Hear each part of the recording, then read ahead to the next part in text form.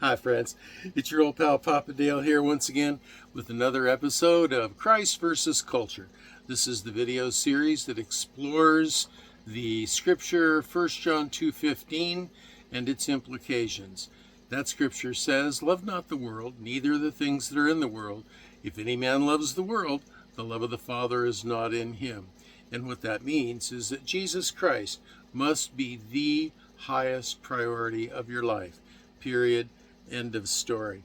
Now, this is just one of literally hundreds of videos that are being made for YouTube upload from articles that I've written over the years and published in the past. The reason that I'm doing this is to provide a body of educational content for the Christian community today and to leave a legacy of content for those folks who will be left behind after the rapture. And who am I? Well, I'm Papa Dale, and I'm a retired pastor, teacher, theologian, evangelist, chaplain, business owner. I've done a lot of things in my 50 plus years of service to the Lord Jesus Christ. And one of the things that's important about that is in the end times, there will be a lot of false teachers that will rise up according to the Bible. And you need to know a little bit about those people who say they're going to teach you about the Bible. So I've made a little bit of a video about my life, just short, about my education, my schools that I went to, churches I served in, a little bit of family life, and so forth. And that's good to know. But the most important thing to know is what the person who's claiming to teach you the Bible, is what they teach consistent with the Word of God? Is it congruent? Not just with a verse cherry-picked here or there, not just with one little obscure passage, but with the entire counsel of the whole Word of God. The verse, the passage, the book, the Testament, and the entire Bible itself. It's got to be congruent and consistent because the nature of God is congruent and consistent. So, there we go, and we are today embarking on a study that is an interesting one. This question arose very early in church history. It's known as the Arian heresy, which says that Jesus is not God, that Jesus is just a man. And so the topic of this study is this: is Jesus God? Now, the New Testament clearly teaches that Jesus is God. The opening chapter of the first book calls him Savior, Matthew 1:21. At his birth, an angel calls him Savior, which is Christ the Lord, Luke 2:11. And these are clear echoes of Isaiah 43:11, which says, "I, even I, am the Lord, and beside me there is no Savior." Further evidence is the revelation, quote, "They shall call his name Emmanuel," which being interpreted is God with us. God with us. Matthew 1:23. The Old Testament also affirms the deity of the coming Christ, the coming Messiah, when it says, quote, "For unto us a child is born, unto us a son is given, and the government shall be upon his shoulder, and his name shall be called Wonderful Counselor, the Mighty God, the Everlasting Father, the Prince of Peace." Isaiah 9:6. Notice it says the Mighty God. The New Testament never makes the direct statement, Jesus is God. Why? Because that was not the literary style in Jesus' day. Today, if we were writing it, we would write it completely different. But back then, civility and religious respect indicated that you didn't do that. In fact, it was a consideration or a violation of the law of Moses, and specifically the third commandment, to even speak the word God, to speak the name God, El, or Elohim, or Yahweh in Hebrew. Now, the people of that time would use substitute words. Instead of saying, well, God, they would say, on the right hand of the throne of the Most High, or something like that. They would use words like power or heaven or blessed or Lord.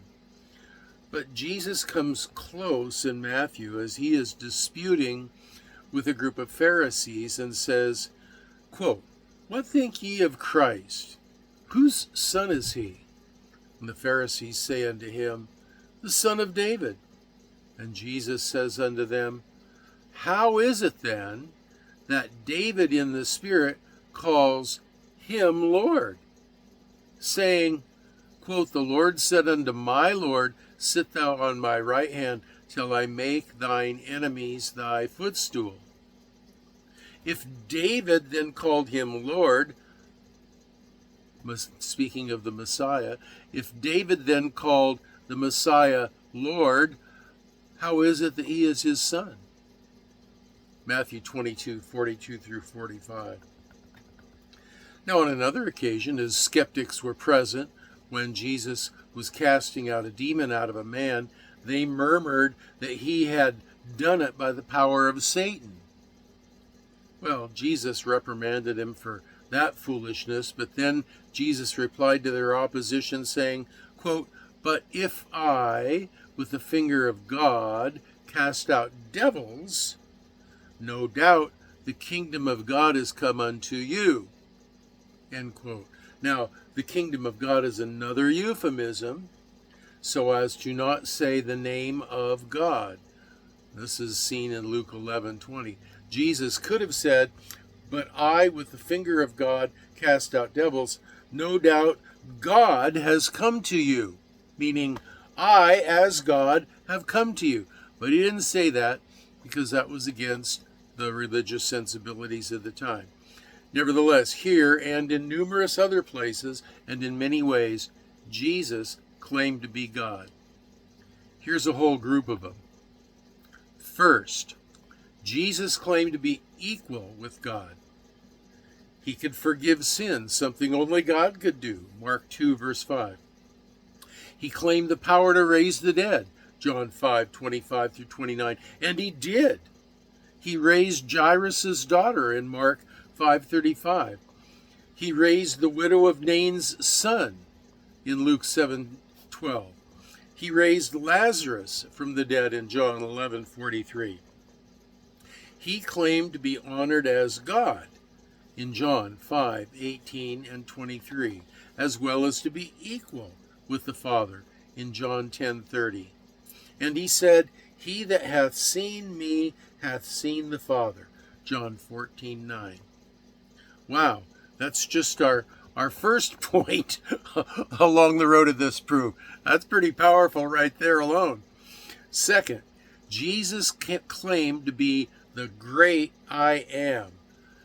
John 8:58 states, Jesus said unto them, quote, "Truly, truly I say unto you, before Abraham was born, I am."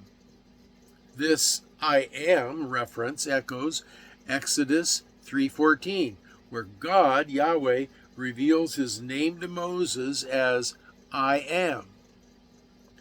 Jesus' statement then is a biblical claim for his own deity, saying, I am is an assertion of self-existence or deity. The Hebrew is Heya Asher Heya in Hebrew. I am that I am. 7 times in the book of John, Jesus refers to himself emphatically as the I am. The I am statements found in the Gospel of John are, I am the bread of life, John 6:35. I am the light of the world, John 8:12. I am the door, John 10:7.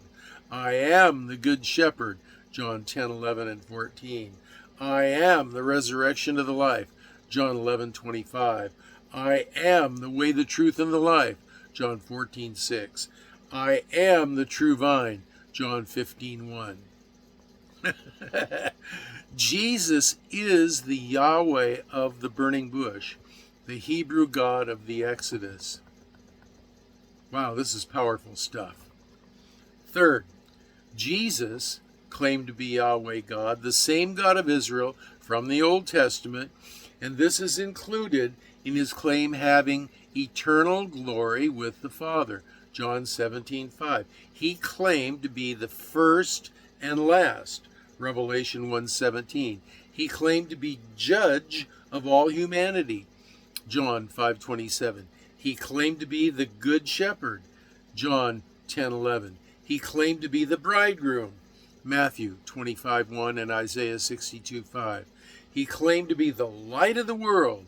John 8:12 and Psalm 27:1. He claimed to be the Almighty. Revelation 1:8. Cross-reference that with Isaiah 9:6. Fourth, Jesus also claimed to be the Messiah, God. Now, this is evident in many of the titles attributed to him in the Old Testament that are referred to in the New Testament. These include references to Jesus as God, Psalm 45:6 and Hebrews 1:8, Lord, Psalm 110:1 and Matthew 22:43-44, Ancient of Days, Daniel 7:9 and Mark 14:61-64, as Messiah, John 4:26, as the Son of Man, Daniel 7:13, which Jesus called himself some 80 times in the New Testament, Son of Man. These references affirm the biblical deity of Christ. Fifth, the most direct claimed deity is perhaps when Jesus answered the high priest's question in Mark 14:61. Quote, the high priest asked him and said unto him, Art thou the Christ, the Son of the Blessed? And Jesus said, I am. And you shall see the Son of Man sitting on the right hand of power and coming in the clouds of heaven. Then the high priest rent his clothes and said, What need we of any further witnesses? You have heard the blasphemy. What do you think? And they all condemned him to be guilty of death. This scene is happening in the meeting of the Jewish Sanhedrin, the religious and political power of Jerusalem of the day. Jesus used the term I am. He called himself the Son of Man, a clear reference to the divine claim in Daniel 7. He said he would be seated on the right hand of power, a clear divine reference. The high priest understood that his claim was that he was God by calling his statement blasphemy. That's the exposition of what went on there before the high priest. I am, Son of Man, seated on the right hand of power, and coming in the clouds of heaven. 6. Jesus accepted worship as God. Though the Old Testament commanded not to worship anyone but God alone, and even angels refused attempts by humans to worship them, Jesus accepted worship on many occasions. Some of these included when he healed a leper, and the leper worshipped him, Matthew 8:2. The ruler who knelt before Jesus after his son had been healed, Matthew 9:18. The Canaanite woman, Matthew 15:25. The mother of James and John, Matthew 20:20. And a demon-possessed man, Mark 5:6.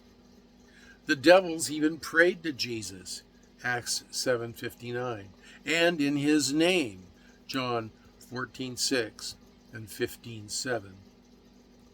7th, Jesus' followers recognized Jesus as God. They called him God on multiple occasions, John 20:28, Colossians 2:9, and referred to Jesus by other names, used only of deity, such as Savior of the world, John 4:42, cross-reference Isaiah 43:11. And they prayed to or worshiped Jesus as part of the Godhead, Trinity in other words, Matthew 28:19-2, and 2 Corinthians 13:14.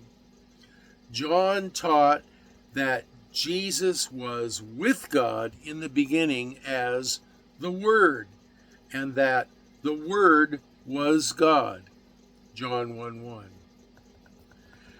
It is clear that Jesus is referred to as deity in a variety of ways.